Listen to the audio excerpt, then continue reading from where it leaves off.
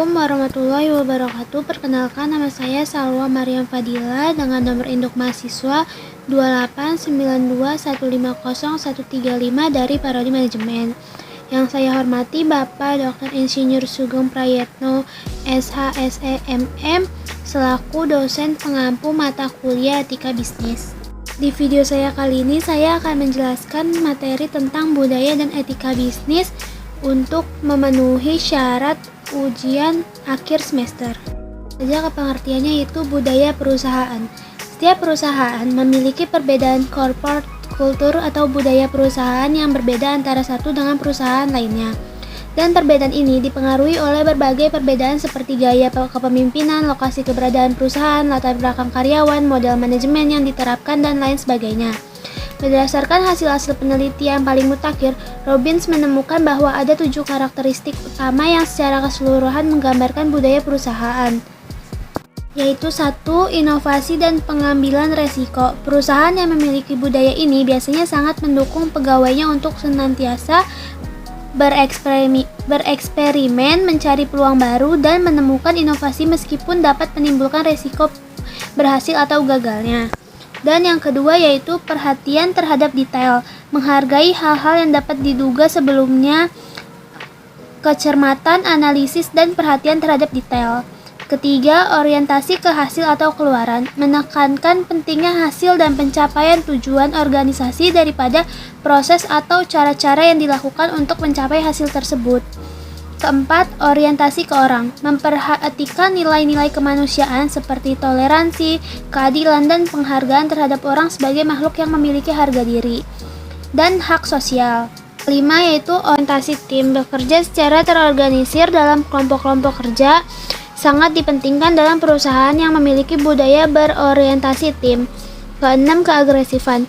Para pegawai dalam perusahaan yang memiliki ciri agresif ini umumnya didorong untuk berperilaku aktif dan memiliki semangat kompetensi baik dengan pegawai lain dalam perusahaan itu maupun dengan pegawai dalam perusahaan pesaing. Dan terakhir, ketujuh, stabilitas. Perusahaan mendukung status quo di mana kegiatan-kegiatan perusahaan yang bersifat aman, terjamin, pasti, dan tidak menimbulkan goncangan-goncangan lebih dihargai dibandingkan dengan kegiatan-kegiatan yang dianggap beresiko. Ini pengertian dari budaya global dan produk global. Budaya nasional sebenarnya adalah percampuran antara berbagai budaya lokal yang berada di negara tersebut. Dan dalam proses selanjutnya, budaya nasional akan mengalami penipisan perlahan-lahan karena digantikan oleh budaya lokal. Dalam artian, jika budaya nasional tersebut tidak mampu mempertahankan nilai-nilai, norma-norma, konsep-konsep, dan lainnya terhadap hantaman masuknya budaya global. Pakar ilmu komunikasi massa Marshall McLuhan pernah menyatakan bahwa dunia ini semakin berkembang ke arah global village, ke arah sebuah kampung dunia. Karena dunia yang dulunya dirasa luas ini semakin dirasa kecil kampung, sebagai dampak kemajuan teknologi transportasi dan teknologi informasi.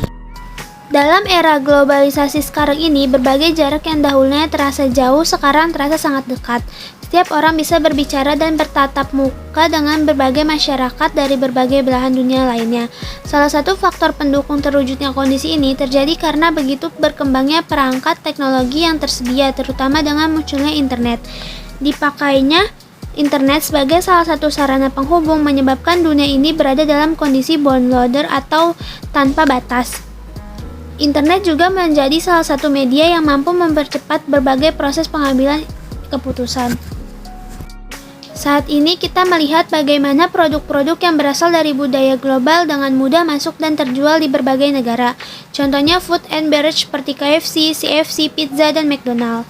Semua ini telah membanjiri dan menyaingi produk-produk domestik. Penggunaan produk global ini menyebabkan masyarakat terbiasa menikmati selera global, di mana dahulu masyarakat terbiasa menikmati makanan dan minuman lokal seperti ketela rebus, jagung rebus, tape ubi, kotak, nasi uduk, nasi remes, nasi ketan, lotek, karedok, sate, pecel lele, bajigur, minuman wedang jahe, benderek, teh tarik, kopi hidang, dan berbagai model makanan dan minuman lainnya. Semua itu telah berubah dengan masuknya produk global. Selanjutnya yaitu kasus dan solusi dari materi ini. Kasusnya saat ini negara berkembang dan tidak terkecuali Indonesia menjadi salah satu pasar yang menggiurkan masuknya produk yang berasal dari negara maju. Produk yang masuk tersebut meliputi barang dan jasa dengan segala jenisnya. Berbagai produk tersebut ternyata memiliki tingkatan penjualan yang tinggi. Ini disebabkan konsumen atau masyarakat Indonesia begitu antusias menyenangi produk dari luar tersebut. Kondisi ini lebih jauh telah merubah tatanan berpikir masyarakat dari konsumtif pada produk lokal ke produk berkelas internasional. Alasannya sederhana, karena produk internasional, khususnya dari negara maju, lebih berkualitas dan berkelas. Lebih jauh ini telah berpengaruh kepada gaya hidup dan cara berpikir masyarakat Indonesia yang selama ini begitu sangat berbudaya Nusantara ke arah berpikir kapitalis. Selanjutnya solusi. Solusi yang paling konstruktif yang bisa diberikan adalah diharapkan pada pembisnis domestik untuk meningkatkan kreativitas dalam menciptakan produk, termasuk tetap mempertahankan nilai-nilai budaya nasional di dalamnya. Penjelasan materi tentang budaya dan etika bisnis dari saya. Wassalamualaikum warahmatullahi wabarakatuh.